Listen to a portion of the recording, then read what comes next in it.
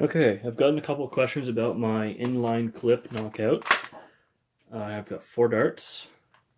They get loaded into, let's hold it this way,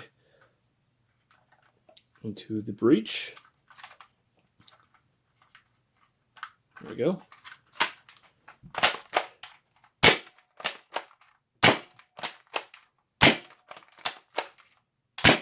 Okay, so why does that work? And how do I have this thing set up? This suppressor is just for looks to cover up this inline clip because I don't like the way that this looks. This muzzle piece does 2 things. It holds the inline clip in alignment with the barrel so that you're shooting straight. It's also clamping onto the inline clip to make it so that when you open the knockout, it doesn't gradually slam the inline clip forward. So I'm going to take that out.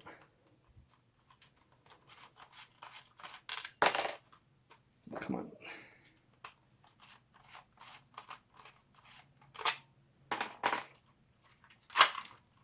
And I kind of have to pry off this little clamp. So the way I have this is there's 2 little notches in the bottom here that clip onto the front of the barrel so that it kind of stays on.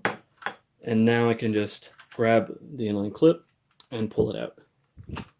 So this knockout now can still fire rival rounds because I haven't destroyed this little, I don't know if it's an AR or just a ball alignment, but I can still load rival and fire rival out of this knockout.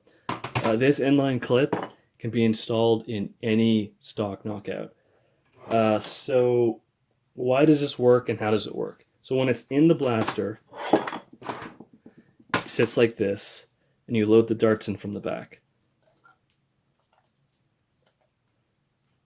Right? So this part of the inline clip is the barrel. Everything behind that is the clip that holds the darts. When the plunger compresses the air in the blaster, it'll try to find the path of least resistance out of the blaster, which is pushing this dart out the barrel. This dart at the front is acting like a cork on the entire blaster. When this dart leaves the barrel, all of the compressed air will rush out the barrel. It does not push the other 3 darts through the barrel because it's going to move around them because this tube is so loose on the darts. That's basically the physics of why it works. To give another demonstration, I'm going to fire this clip through my rainbow pistol. So put that like that so they can still bounce around a little bit in there.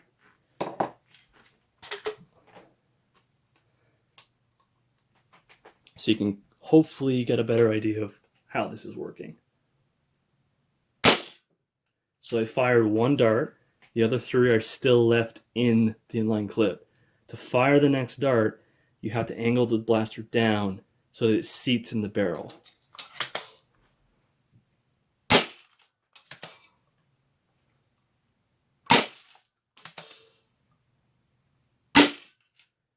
So there you go. As for how I have this installed in my knockout, you can see this green and black section. The black is 2 O-rings and the green is just some tape that I wrapped around the tube to make a seat for the O-rings so they don't roll off. And then this is just shoved into the knockout. The O-rings seal against the inside of the barrel of the knockout, and then the barrel of the knockout seals on an O-ring that is back here on the plunger assembly. So, yep. Oh, and the inline clip, I have it the correct length so that when the breech is closed, it pushes down on this little spring-loaded AR or ball alignment or whatever it's called. So there you go. And just to show this, goes on and snaps on. And then this is just to make sure it's clamped in place.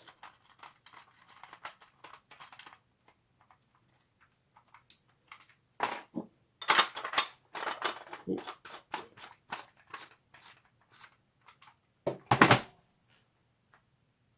So a couple things I forgot to mention. All of the materials I used for my build will be in the description of this video, as well as in the description of my Thingiverse page, where I list these two 3D printed parts.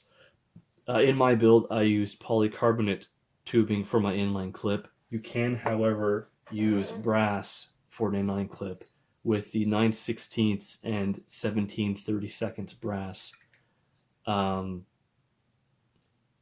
You can pretty much use any two tubes for an inline clip, so long as you have one smaller tube that is correct barrel size for Nerf and one larger tube that is a loose fit on the darts. Another thing to keep in mind with inline clips is the more shots your inline clips holds, the lower your FPS will be, because you're adding more and more dead space that the plunger has to try to account for.